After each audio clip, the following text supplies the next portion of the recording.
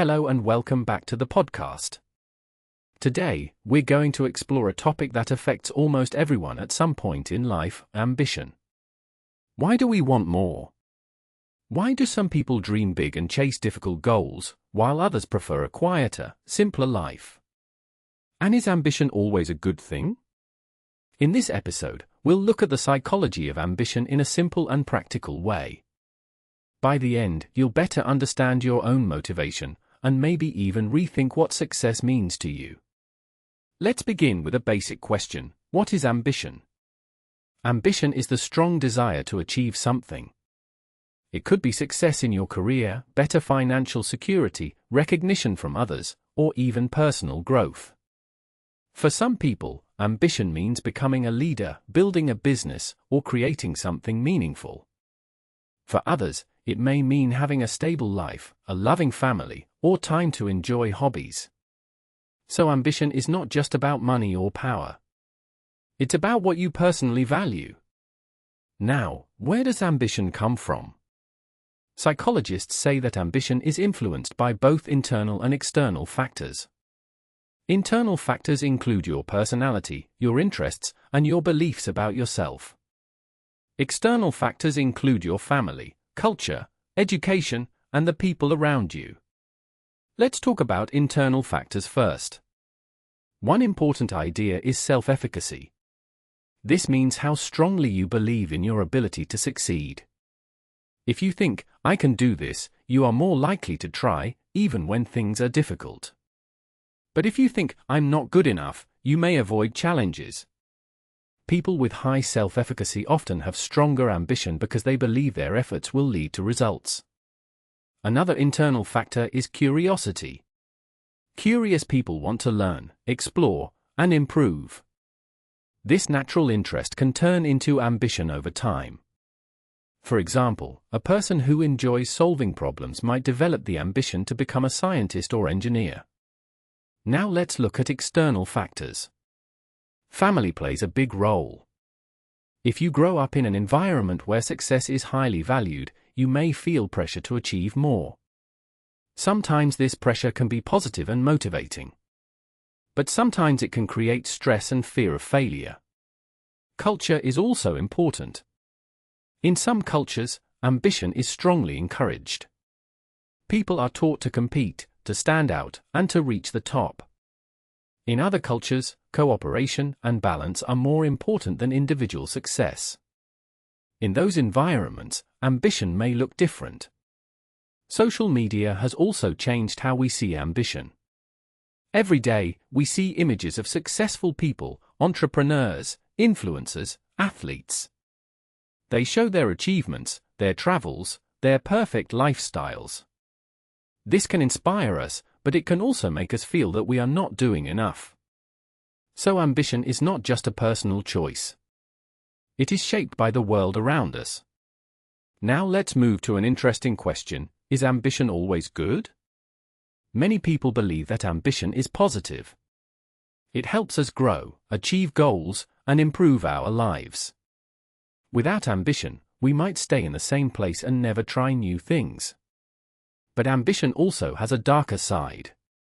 Too much ambition can lead to stress, burnout, and unhappiness. If you are always chasing the next goal, you may never feel satisfied. You might think, "When I get that promotion, I'll be happy," or "when I earn more money, I'll relax." But when you reach that goal, a new one appears. This is sometimes called the hedonic treadmill. It means that we quickly get used to new success, and then we want more. Another problem is comparison. Ambitious people often compare themselves to others. This can be useful, because it pushes you to improve. But it can also be harmful. There will always be someone more successful, richer, or more talented. If you focus too much on others, you may lose confidence and forget your own progress. There is also a risk that ambition becomes connected to your identity. If you think, "I am only valuable if I succeed," then failure becomes very painful. Instead of seeing failure as a learning experience, you may see it as proof that you are not good enough. So ambition can be helpful, but only if it is balanced. Now let's talk about different types of ambition. Not all ambition is the same. Psychologists often talk about two main types: intrinsic ambition and extrinsic ambition. Intrinsic ambition comes from inside you. You are motivated by interest, passion, or personal meaning. For example, you learn a language because you enjoy it, or you create art because it makes you happy. Extrinsic ambition comes from outside rewards. You are motivated by money, status, recognition, or approval from others. Both types are normal, and most people have a mix of both. But research shows that intrinsic ambition is usually more satisfying in the long term. When you do something because you truly care about it, you are more likely to feel happy and fulfilled. Extrinsic ambition can be powerful, especially in competitive environments. But if it becomes your main motivation, it may lead to stress and disappointment. So a good question to ask yourself is, why do I want this? Now let's explore how ambition changes over time. When we are young, ambition is often influenced by dreams and imagination. Children may say, "I want to be an astronaut," or "I want to be famous." At this stage, ambition is open and unlimited. As we grow older, reality starts to shape our goals. We learn about our strengths and weaknesses. We face challenges, and sometimes we experience failure. Our ambition becomes more realistic. In adulthood, ambition often becomes connected to responsibility. We think about career, family, financial stability, and long-term goals. For some people, ambition increases. For others, it becomes more focused or even smaller. Later in life, ambition may shift again. People may care less about external success and more about meaning, relationships, and personal satisfaction. So ambition is not fixed. It changes with experience and perspective. Now let's talk about how to develop healthy ambition. First, it's important to set meaningful goals. Instead of following what others expect, think about what really matters to you. Ask yourself, what kind of life do I want? What makes me feel alive and motivated? Second, break big goals into smaller steps. Ambition can feel overwhelming if your goal is too big. But when you divide it into smaller tasks, it becomes manageable. Each small success builds confidence and keeps you moving forward. Third, accept failure as part of the process. No one succeeds all the time. Failure is not the opposite of success, it is part of it.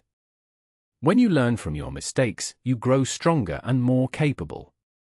Fourth, take care of your well-being. Ambition should not destroy your health or relationships. Rest, relaxation, and connection with others are not a waste of time, they are necessary for long-term success. Fifth, celebrate progress, not just results. If you only focus on the final goal, you may feel unhappy most of the time. But if you appreciate each step forward, you can enjoy the journey.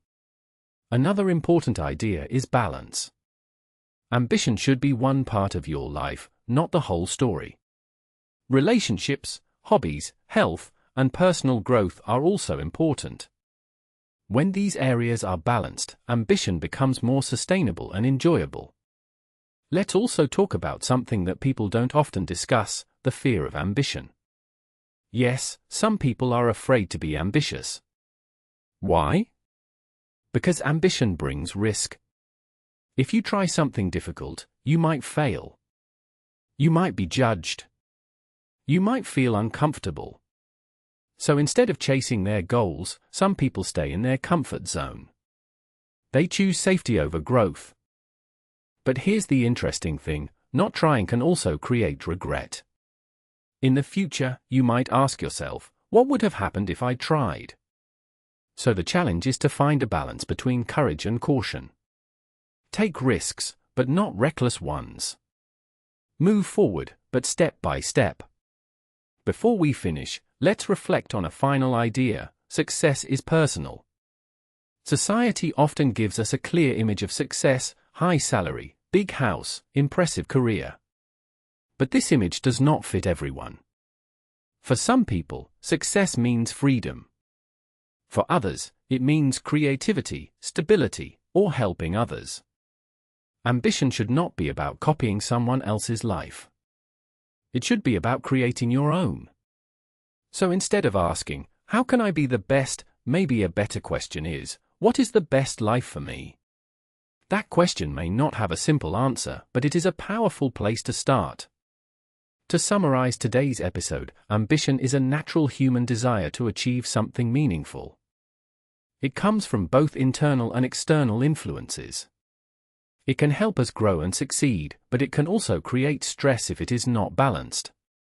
Healthy ambition is connected to personal values, realistic goals, and well-being. It allows you to move forward without losing yourself. Thank you for listening today. I hope this episode gave you something to think about. Maybe take a moment after this and ask yourself, what am I truly ambitious about, and why? See you in the next episode.